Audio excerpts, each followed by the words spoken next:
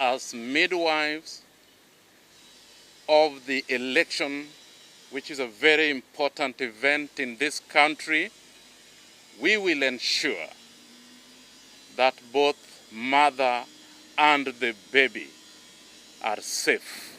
We are here to tell the public that we are out as a team and we are going to work together to give this country a free, fair, credible elections.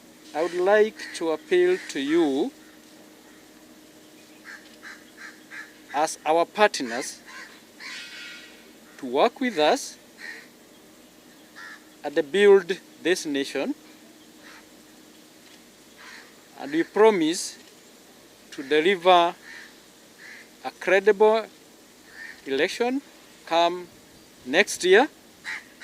And we have no doubt in our mind, we have the will, the passion and the capacity to do that.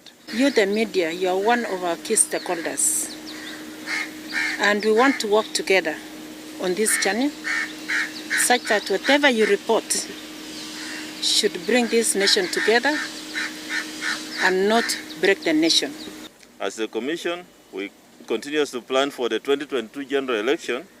We reiterate the need for timely and sufficient disbursement of funds to facilitate implementation of all our planned programs.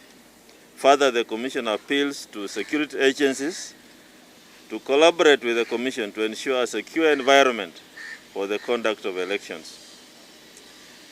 Finally, the Commission would like to assure the public and all stakeholders that it will continue working as a team to deliver a credible 2022 general election.